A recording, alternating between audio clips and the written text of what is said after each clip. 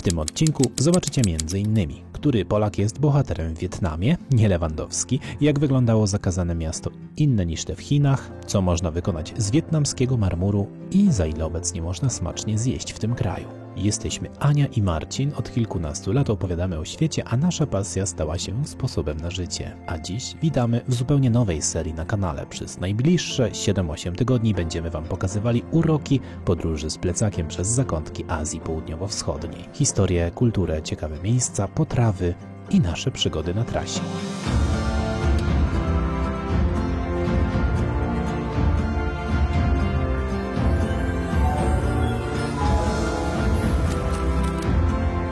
To seria, jakiej jeszcze nigdy u nas nie było. Dołącz do nas i podróżuj aż do Singapuru.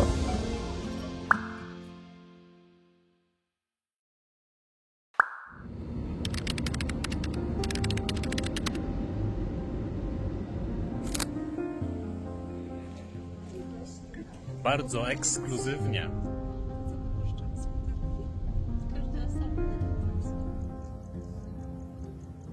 To pochwalimy się Wam naszym pokojem w hotelu 4-gwiazdkowym, dlatego że od razu testujemy, czy rzeczywiście w Wietnamie stosunek jakości do ceny jest bardzo atrakcyjny. Zaraz dowiecie się, czy jest. Wyjście mamy na balkon i na taki wewnętrzny plac, patio, tam jest też siłownia, basen jest też na dachu. Teraz wchodzimy do łazienki.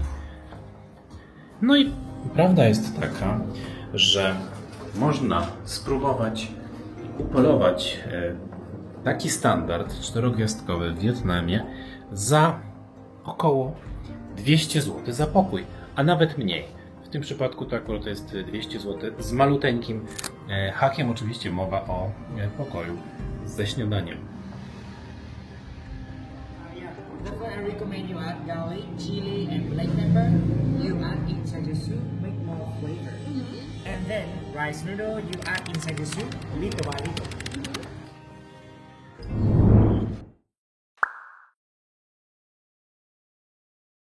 Cześć, Cześć tu Ania, i Marcin. czyli Wędrowne Motyle. Witamy Was serdecznie. Jesteśmy po dość długiej podróży z krótkim przystankiem w Bangkoku, a jej celem jest miasteczko położone w środkowej części Wietnamu, czyli Hoi An. Myślę, że kojarzycie je. Jeśli nie z nazwy, to przynajmniej ze zdjęć czy folderów reklamowych. Oczywiście większość tych zdjęć, jak zawsze, pokazuje miasteczko w barwach mocno kolorowych i w dzień słoneczny, ale tak się niestety składa, że najbliższe 3-4 dni tutaj nie będą bardzo słoneczne, więc będziemy szukać tych kolorów za wszelką cenę i pokażemy Wam, jak ciekawe, wyjątkowe i związane z Polską jest miasteczko Hoi An. A później wsiadamy w pociąg i jedziemy na południe.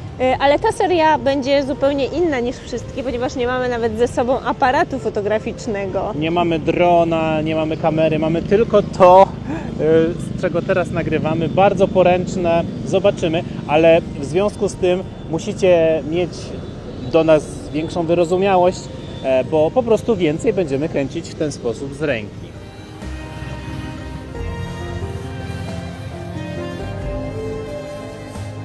Niby nie ma słońca, no ale razi. Pozwolicie, że założę jednak. Jest tłoczno, ale nie łudzimy się co do dwóch rzeczy, ponieważ dzisiaj jest wieczorem święto Full Moon, pełni księżyca, bardzo ważne. Poza tym jesteśmy w okresie prawie noworocznym, za chwilę święto Nowego Roku, w związku z czym oprócz wielu turystów z Europy jest też mnóstwo turystów z krajów azjatyckich, którzy w tym czasie po prostu jeżdżą na swoje czasy, swoje długie weekendy.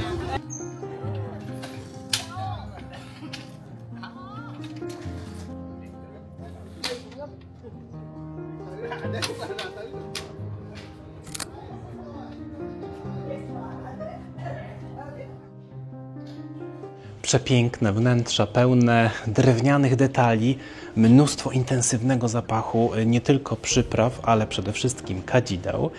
Trochę nawiązuje to do czasów, kiedy Hoi An być może nazywane było jeszcze Phai Pho. Była to portugalska faktoria handlowa założona w miejscu dawnej faktorii ludu Champa. Lud Champa był pierwszym ludem na tych terenach, który stworzył rozwiniętą cywilizację. Oni, co ciekawe, wyznawali hinduizm. 30 km stąd jest jedna z 3 stolic ludu Champa, Myson. Na miejscu tej faktorii Portugalczycy zbudowali faktorię, a następnie była to faktoria Cesarstwa Wietnamu. Bardzo popularna wśród wielu kupców z różnych krajów Azji, Japończyków, Koreańczyków, Chińczyków itd., którzy tworzyli tutaj swoje dystrykty. I bogactwo, bo był to najważniejszy port na Morzu Południowochińskim, mocno obsługujący jedwabny szlak. Bogactwo właśnie sprawiło, że tak rozbudowane, bogato zdobione są te budynki, bardzo często należące do kupców.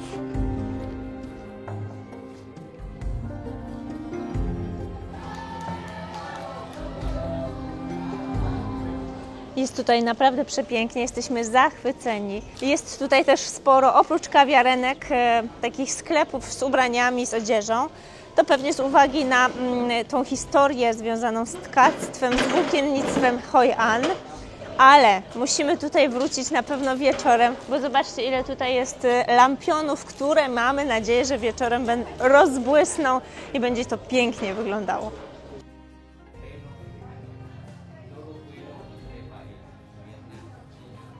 Symbolem miasta jest ten dość stary, całkowicie zabudowany most japoński. Istnieje w nim drobna świątynia buddyjska. Przewodnik włoskiej grupy opowiada, że kupcy japońscy musieli opuścić Hoi An w wieku XVI. Dlaczego tak się stało, opowiemy nieco później. Obok mostu znajduje się biuro turystyczne, gdzie mogliśmy zakupić bilet do najważniejszych obiektów zabytkowych Starego Miasta, muzeów, świątyń oraz m.in. tego niezwykłego i klimatycznego miejsca. Domu kupca Tan Ky. Karnet na 3 dni kosztuje nas 120 000 dongów, czyli 19 zł.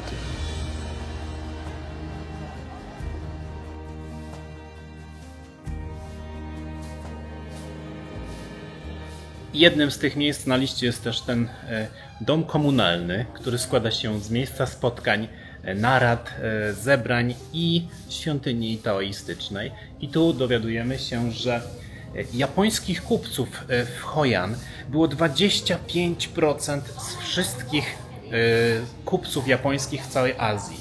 Tutaj też była 1/3 floty handlowej japońskiej.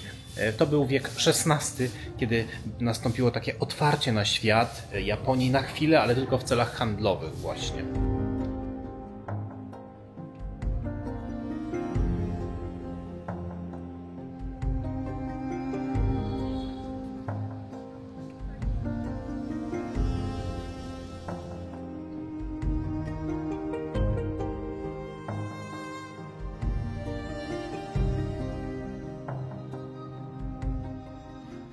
Jak to jest z religią w Wietnamie?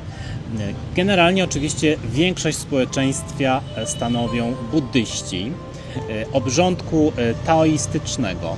Co ciekawe, prawie 10% jest chrześcijan, dominują katolicy, a w środkowej części oraz w dużych miastach jest to nawet 14-15%.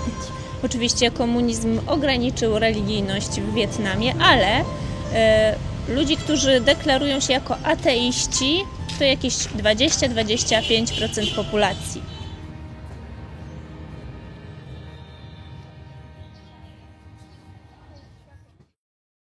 I mamy też polską ciekawostkę, polski element tutaj w Hoi An. Kazimierz Kwiatkowski. Był to bardzo znany w latach 80. i 90. architekt oraz konserwator zabytków. I właśnie w latach 80. stał on na czele wietnamsko-polskiej misji archeologicznej i przyjechał właśnie tutaj na teren środkowego Wietnamu. Konkretnie zaś badał i prowadził prace nie tylko archeologiczne, ale głównie konserwatorskie po zakończeniu wojny. w miejscowościach My Son i Hue, ale przyczynił się także bardzo mocno, a właściwie to on miał główny wpływ na to, że Hoi An, ta stara zabudowa i to stare miasto przetrwało tutaj, ponieważ zupełnie przez przypadek tak naprawdę przyjechał tutaj, żeby odpocząć od swojej pracy, a zobaczył te porzucone, zaniedbane, takie zbutwiałe już budowle, te właśnie domy. Zachwycił się nimi, ale także słyszał o tym, że ta właśnie część Hoi An ma być wyburzona przez ówczesne władze komunistyczne i że ma być tutaj postawione zupełnie nowe osiedle i zwrócił się właśnie do ówczesnych władz o to, żeby zachować to, zakonserwować, odbudować i dzięki temu właśnie to miejsce wygląda teraz tak, jak wygląda. I mieszkańcy Hoi An byli bardzo wdzięczni Kwiatkowskiemu za to, że udało mu się uratować to miejsce i nawet postawili mu pomnik. Tutaj znajduje się za moimi plecami, ale został zapisany jako Kwiatkowski z Y na koniec, ale nie szkodzi.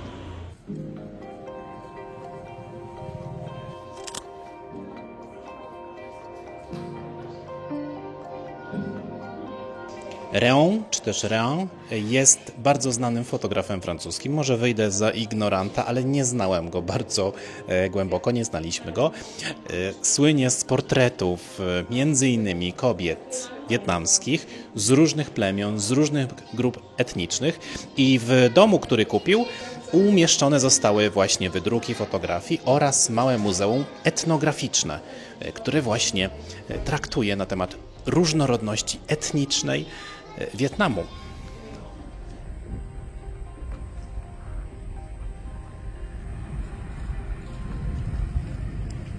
2-3 km na północ od Hoi An znajduje się wyspa Trang Que, która to jest nazywana wyspą warzywną, czy też wyspą przypraw, dlatego że ona obsługuje większość tutejszego rynku przypraw i warzyw. Tutaj też są organizowane cooking class oraz wycieczki fakultatywne, które pokazują proces pozyskiwania warzyw i ziół, ale można też tutaj przyjechać rowerem, można przyjechać grabem i sobie na przykład pójść pieszo, co my też teraz planujemy zrobić przez rolniczy teren na północ od miasta.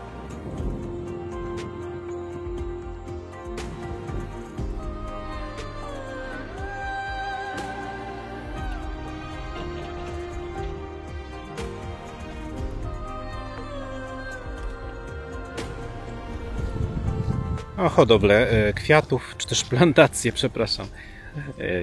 I tak wyglądają, zobaczcie, dorobkiewicze wietnamscy. Są 3-4 piętra.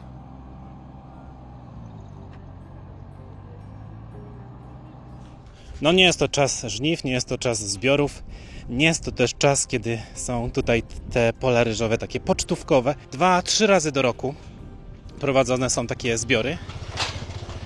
Ale tutaj na przykład, zobaczcie, się zazieleniło. Wzeszło gdzieś 2-3 tygodnie temu na moje oko. No i oznacza to, że sezon będzie piękniejszy w marcu, kwietniu. No bo po prostu teraz trwa czas zasiewów. Mnóstwo tutaj jest panów pracujących, charakterystyczny sposób rzucających te ziarna na błoto, a dopiero później jest to zalewane wąską, nie wąską, tylko taką niewysoką 2-3 centymetrową warstwą wody. Przybyliśmy do miejsca, które podobno odwiedzają masowo turyści z Japonii. To grobowiec 400-letni. Tani Yashiro Bei był kupcem japońskim, który zakochał się w Wietnamce i w czasie okresu Edo, kiedy Japonia zamknęła się, wyizolowała od świata i zamknęła swoje porty, dostał list, wezwanie do powrotu do ojczyzny. Z tęsknoty za swoją ukochaną w drodze powrotnej do Japonii zmarł w tym miejscu rzekomo. Dlatego jest to dzisiaj taki symbol kontaktów handlowych i nie tylko, emocjonalnych również, między Japonią a Wietnamem. O, w mieście też się bawolik trafi.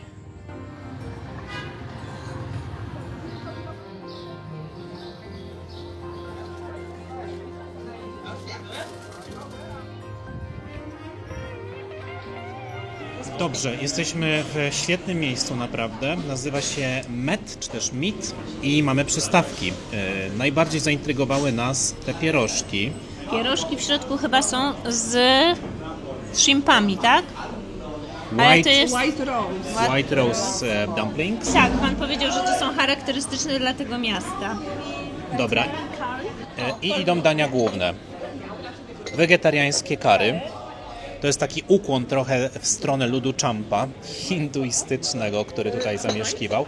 Jest też rozgrzewająca zupa po. Duża bardzo. Bardzo duża. Z racji tego, że jest chłodno, tylko 22 stopnie to pasuje. Jeszcze czekamy na Kaczuchę. W ananasie. Kaczkę w ananasie, która pojawi się w ostatniej wolnej części stołu, a dodatkowo mamy jeszcze Sałatka z mango. sałatka z Zielonego mango i z orzeszkami oraz Solka z czosnkiem. wyglądająca jak zielona fasolka. zielona herbata. I to jest ciekawe. Czyli Ciastko z fasoli. ciastko z fasoli. Zielonej fasoli. No nieźle. To co, zaczynamy. Smacznego.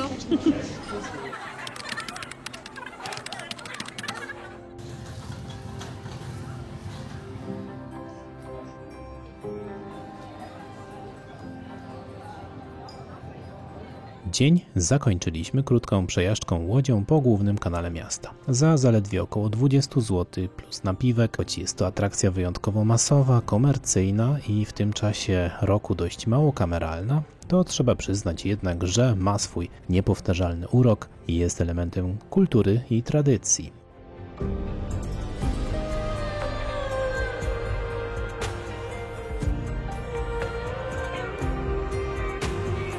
Co ważne, lampiony puszczane na wodę wraz z życzeniami do spełnienia są zrobione z papieru, a schowane w nich są naturalne świeczki woskowe. Życzymy sobie, aby prognozy pogody się zmieniły. Czy jest na to jakakolwiek szansa?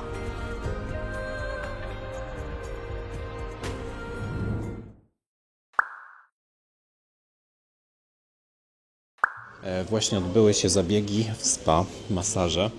Między innymi w moim przypadku były to gorące kamienie. Czuję się bardzo zrelaksowany. Tematyka kamienna zostanie zachowana, bo za chwilę jedziemy na wycieczkę w Góry Marmurowe. Tą wycieczkę zamówiliśmy wcześniej, więc mimo tej pogody jedziemy. Zobaczymy jak będzie.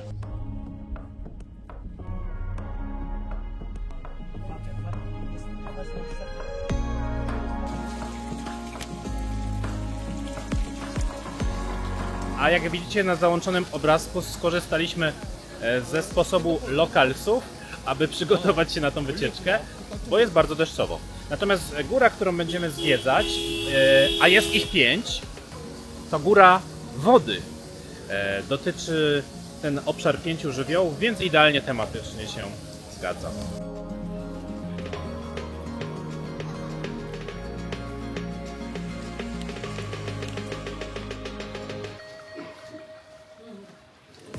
Góry Marmurowe, które tak naprawdę są wzgórzami i to kompleksem 5 wzgórz, wykonanych oczywiście, stworzonych z marmuru, po części z wapienia. I w jednej z nich są naturalne jaskinie, a każda z nich tak naprawdę jest świątynką. Bardzo tu pięknie, roślinność dookoła jest cudowna, natomiast pogoda nie za bardzo nam sprzyja, ale ma to też swój klimat. No jest jak jest, ale dzięki w sumie tej wilgotności deszczom tutaj jest tak zielono, tak soczyście. Jeśli zastanawiacie się nad porami roku w Wietnamie, to są one skomplikowane, ponieważ inaczej trzeba opisywać każdą z 3 części kraju. Inaczej południe, inaczej północ, inaczej środek. Skupmy się może na środku i na północy. Generalnie na północy jest teraz również chłodno, tak samo jak w Polsce. Nawet tymi dniami teraz, że tak powiem, wstrząsa północ chłód sięgający 13-14 stopni, oczywiście w górach bliżej zera. Natomiast tutaj pora deszczowa, czy też pochmurna, ciągnie się przez naszą zimę i teoretycznie powinna się właśnie kończyć. Teraz w grudniu, styczniu, ale jak widzimy, ta trochę trwa dłużej. Raczej już od lutego, a na pewno marca w górę tutaj jest sezon wakacyjny. Także jeśli chodzi o środek, to niestety taki termin nie do końca pasujący pewnie nam, którzy i tak mamy ładniejszą pogodę w środku roku. A południe, południe gwarantuje zdecydowanie bardziej przyjazną i przyjemną dla urlopowania, ciepłą, słoneczną pogodę przez większą część roku, a czasami wręcz nieznośnie upalną i skwarną.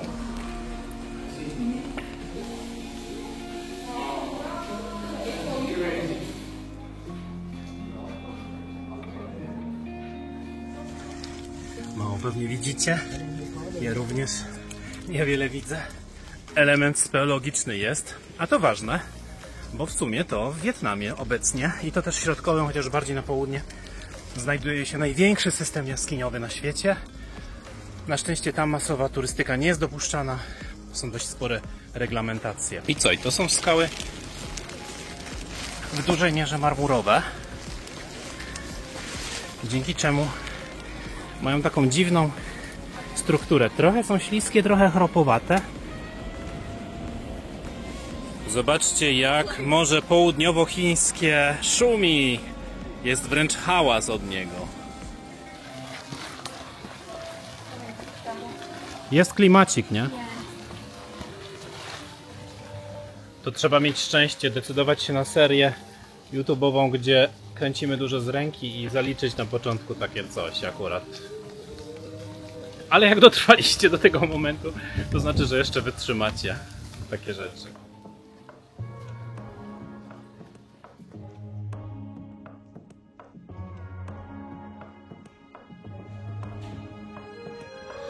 Jeszcze nie kończymy, moi drodzy, jeszcze nie kończymy, już chcieliśmy się pożegnać. A tutaj dopiero kulminacja. Przeskakujemy. O. I to wszystko dzieło działalności krasowej. Te góry nie są zbyt duże powierzchniowo, ale mają w sobie więcej jaskiń niż nasze Tatry. No, teraz zaryzykowałem, przynajmniej z tych udostępnionych turystycznie.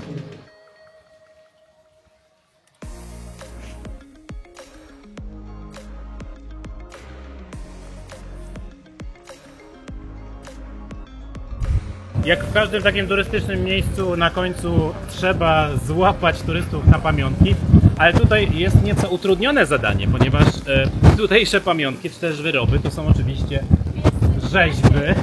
rzeźby z marmuru i zaskoczenie. Mamy świętego Franciszka, mamy posąg Marii, mamy kolejną Matkę Boską z Józefem i znowu oczywiście Lady Buddha. W niektórych przypadkach musimy stwierdzić, że to nawet nie jest kiczowate. Ale nie kupimy. Marmurowy komplet do gościnnego pokoju, proszę. Zapewne łatwy do wniesienia. Jest też komplecik herbaciany.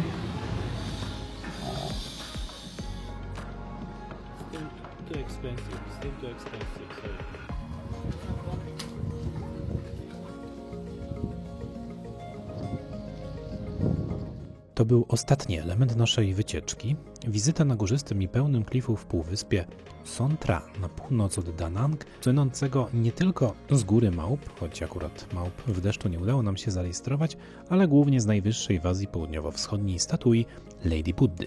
To bóstwo miłosierdzia typowe dla tego kraju. Pagoda Linh Ung również należy do rekordowych, aczkolwiek nie wiemy w jakiej skali.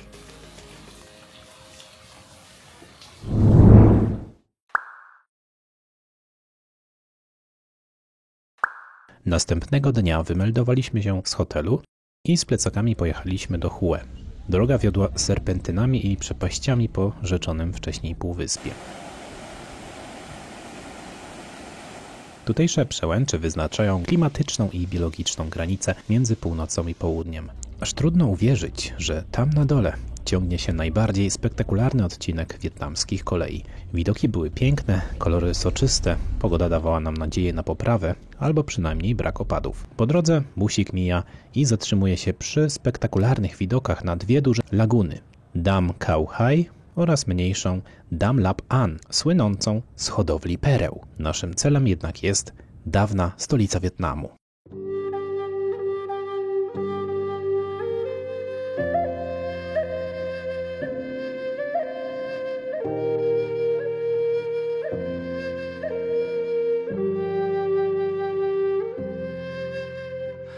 Jesteśmy na miejscu, a dokładnie to w dolinie rzeki perfumowej. Jak pięknie to brzmi.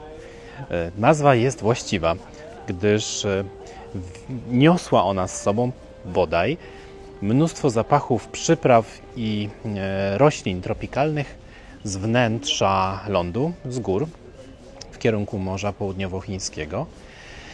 Jesteśmy na terenie mauzoleum cesarza Khai Dina. Jest to przedostatni cesarz Cesarstwa Wietnamu. Paradoksalnie mówimy o bardzo nieodległych czasach, bo początek wieku XX. Przedostatni i ostatni cesarz rzekomo byli bardzo nielubiani przez Wietnamczyków, gdyż uważani są za takich władców, którzy się sprzedali Francji. Dowodem na to ma być fakt, że już grobowca ostatniego cesarza, który abdykował, w Wietnamie nie ma. Jest niedaleko wieży Eiffla we Francji, w Paryżu. I tych grobowców tutaj jest 7, a świadczy to o tym, że najprawdopodobniej musimy znajdować się gdzieś blisko imperialnej cesarskiej stolicy. I to jest prawda, to jest nasz główny dzisiejszy cel, do którego za chwileczkę się udamy.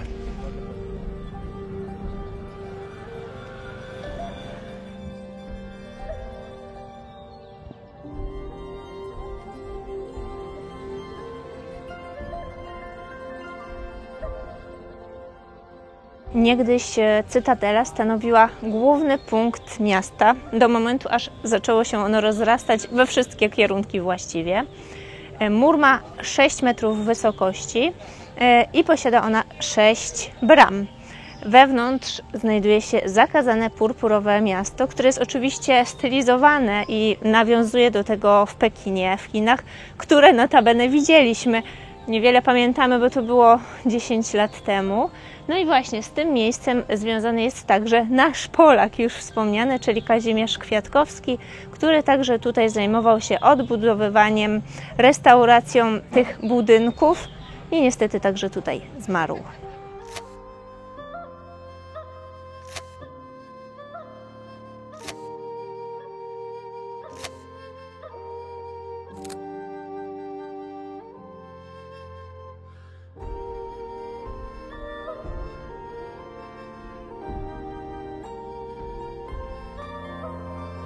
Wchodzimy teraz na teren, uwaga, cesarskiego, zakazanego miasta. Dla nas niezakazane, bo jest już oczywiście popularną atrakcją turystyczną wpisaną na listę UNESCO, podobnie jak grobowce, ale swego czasu było oczywiście zakazane z równie tych samych powodów, co zakazane miasto w Pekinie. Brama Ngomo to brama prowadząca do nieistniejącego już Pałacu Cesarskiego. Jeśli się jej przyjrzeć, to zobaczymy, że składa się ona z 5 wejść. To środkowe, żółte, przeznaczone było tylko dla cesarza. 2 wejścia obok przeznaczone dla mandarynów, dla oficerów, dla wyższych urzędników, a te 2 na samych końcach tej bramy przeznaczone dla zwykłych ludzi i dla zwierząt. Natomiast powyżej tej bramy znajduje się pawilon 5 feniksów i stamtąd właśnie cesarz oglądał nie tylko uroczystości ważne, ale także przyjmował tam gości i co ciekawe, właśnie stąd w 1945 roku ogłosił swoją abdykację. I jest to moment, kiedy kończy się epoka cesarstwa w Wietnamie.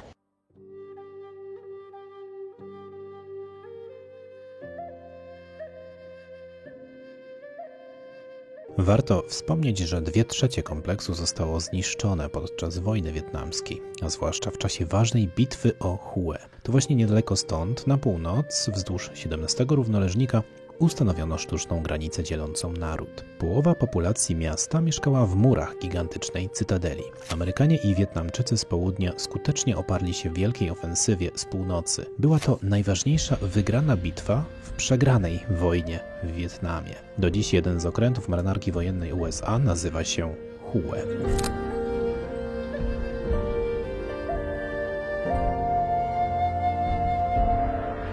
I to by było już wszystko, jeśli chodzi o ten odcinek. Patrząc na pogodę, mamy nadzieję, że następne odcinki będziemy już kręcili, będziemy podziwiali następne miejsca i atrakcje w nieco lepszej przynajmniej pogodzie. Ja już widziałem prognozę, więc zaspoileruję, że jest bardzo duże prawdopodobieństwo, że będzie dużo słoneczniej i cieplej, a w następnym odcinku zobaczycie nasz nocny przejazd pociągiem na południe Wietnamu oraz jak to jest nocować w 5-gwiazdkowym hotelu, również w południowej połówce Wietnamu. Do zobaczenia. Zapraszamy.